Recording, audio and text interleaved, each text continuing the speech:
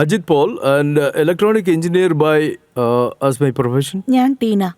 ഞാൻ എക്കണോമിക്സിൽ post graduation എടുത്തിട്ടുണ്ട് with management qualification from IIM Calcutta. എനിക്ക് യാതൊരു രീതിയിലുള്ള ടെക് ബാക്ക്ഗ്രൗണ്ട് ഇല്ല. പക്ഷേ ഞങ്ങളുടെ ടെക്നോളജി സൊല്യൂഷനുകളെക്കുറിച്ച് മനസ്സിലാക്കാനായിട്ട് ഞാൻ മണിക്കൂറുകൾ ചെലവഴിച്ചിട്ടുണ്ട്. അങ്ങനെ ഞങ്ങൾക്കിത് ഡെവലപ്പ് ചെയ്യാനും സൊല്യൂഷൻ തരാനും സാധിച്ചു. ഒരു അമ്മ എന്ന നിലയ്ക്ക് ഞാൻ ലേണിംഗ് ഡിസബിലിറ്റിയെക്കുറിച്ച് മനസ്സിലാക്കിയിട്ടുണ്ട്. ഒരു സംരംഭക എന്ന നിലയിൽ ഞങ്ങൾ ചെയ്യുന്ന കാര്യത്തിൽ ഞാൻ എക്സ്പെർട്ടൈസ് ചെയ്തിട്ടുണ്ട്. ഈ പ്രോഡക്റ്റ് എങ്ങനെയാണ് വർക്ക് ആവുന്നതെന്നൊന്ന് കാണിച്ചു തരാൻ പറ്റുമോ? Yes please. വോളണ്ടിയർ ആയിട്ട് നമ്മുടെ ഒരു സുഹൃത്ത് അവിടെ ഇരിപ്പുണ്ട്.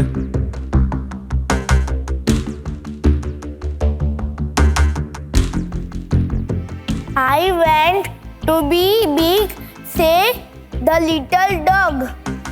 I went to be big, say the little cat.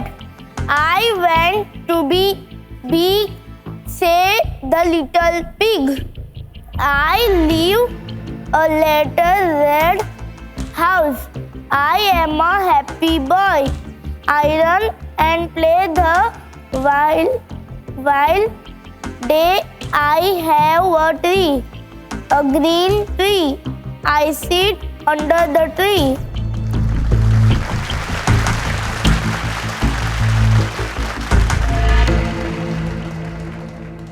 If you can spend some time telling us about what did we see? അതൊരു ഐ ട്രാക്കിംഗ് ഡിവൈസാണ്. അതിൻ്റെ ഉള്ളിൽ പല ഇൻഫ്രാറെഡ് ക്യാമറാസ് ഉണ്ട്. അതുകൊണ്ട് കുട്ടികൾ വായിക്കുമ്പോൾ അത് XY കോർഡിനേറ്റ്സിനെ ക്യാപ്ചർ ചെയ്യുന്നു. അതിലൂടെ അവരുടെ കണ്ണെവിടെയാണ് നിൽക്കുന്നതെന്നുള്ള കറക്റ്റായ ഐ സ്റ്റാമ്പ് കൊടുക്കുന്നു. അവർ വായിച്ച് കഴിയുമ്പോൾ we have a set of raw gaze data, അതും ടൈം സ്റ്റാമ്പോട് കൂടെ. ആ ഡേറ്റയിൽ നിന്ന് ഞങ്ങൾ മൾട്ടിപ്പിൾ മാർക്കേഴ്സ് എക്സ്ട്രാക്ട് ചെയ്യുന്നു. Like pause duration, number of pauses, the saccadic duration, amplitude, the time taken to read, അങ്ങനെ ഒത്തിരി മാർക്കേഴ്സ് എക്സ്ട്രാക്ട് ചെയ്യുന്നു. ആ മാർക്കേഴ്സിന്റെ കോമ്പിനേഷൻ ഉപയോഗിച്ചാണ് ഞങ്ങൾ risk or no risk report ഉണ്ടാക്കുന്നത്. ഇതൊരു സ്ക്രീനിംഗ് മാത്രമാണ്, ഇതൊരു അസസ്മെന്റ് അല്ല. അങ്ങനെ ഇന്ത്യയിലെ ആവറേജ് ഐഡന്റിഫിക്കേഷൻ ഏജ് ഞങ്ങൾ 12 ആക്കി കുറച്ചിരിക്കുന്നു. We literally wait for the children to fail. That's so right. We bring down the screening age to 7 or 8. കുട്ടി പ്രൈമറി സ്കൂളിലായിരിക്കുമ്പോൾ തന്നെ ദ റൈറ്റ് ടു ഡിസബിലിറ്റീസ് ആക്ടും അതുപോലെ തന്നെ NETയും അവരെ വേഗം സ്ക്രീൻ ചെയ്യുന്നതിനെ കുറിച്ച് പറയുന്നു. The moment you screen and the teacher and the parents know how to support the children, you have a very, very high chance for success for the children. നിങ്ങൾ ഈ ടെസ്റ്റ് ചെയ്തല്ലോ, എന്തായിരുന്നു അതിന്റെ റിസൾട്ട്? പിന്നെ മുന്നോട്ടുള്ള ഇവരുടെ പഠനം എങ്ങനെയായിരിക്കും? സോ സ്ക്രീനിങ് കഴിഞ്ഞ ഉടനെ തന്നെ ഞങ്ങളൊരു ടീച്ചർ എംപവർമെന്റ് പ്രോഗ്രാം ചെയ്യും. അവിടെ ഞങ്ങൾ ടീച്ചേഴ്സിന് ലേണിംഗ് ഡിസബിലിറ്റിയെ കുറിച്ചുള്ള ഒരു നല്ല ഐഡിയ കൊടുക്കും. അങ്ങനെ അവര് ഈ കുട്ടികൾ വളരെ സ്മാർട്ടാണ് എന്നുള്ള കാര്യം മനസ്സിലാക്കുന്നു. നിങ്ങൾ അവരെ നിങ്ങളുടെ സ്പോർട്സ് ഡേ അതുപോലെ ആനുവൽ ഡേ അതിലെല്ലാം ഉൾപ്പെടുത്തണം. പക്ഷെ അത് നടക്കാറില്ല പലപ്പോഴും. Because you know the typical mentalities. ആദ്യം നിങ്ങളുടെ പഠിപ്പ്. കുട്ടിക്ക് ഫുട്ബോൾ ആയിരിക്കും ഇഷ്ടം, I see. പാട്ട് പാടാനുള്ള കഴിവുണ്ടാകും. ബട്ട് നിങ്ങൾ ആ കുട്ടിയെ അവന്റെ പാഷൻ പെർസ്യൂ ചെയ്യാൻ സഹായിച്ച all that happens is you know all that he is doing is struggling. കുട്ടിക്ക് കോൺഫിഡൻസ് അതെ, ഉണ്ടാകുന്നു. കോൺഫിഡൻസ് ഉണ്ടാകുന്നു. എനിക്കിത് ചെയ്യാൻ കഴിയും, അങ്ങനെയാണെങ്കിൽ എനിക്ക് അതും ചെയ്യാൻ കഴിയുമായിരിക്കും.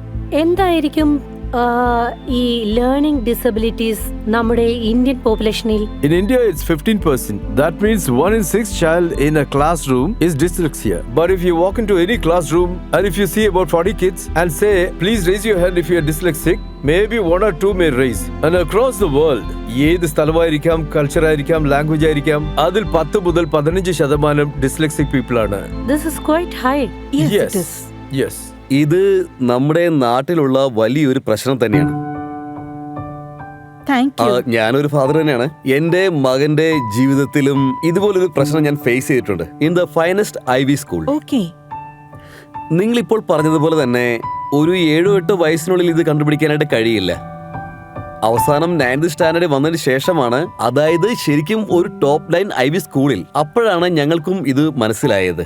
അവന് ഡിസ്ഗ്രാഫി ആണെന്ന്.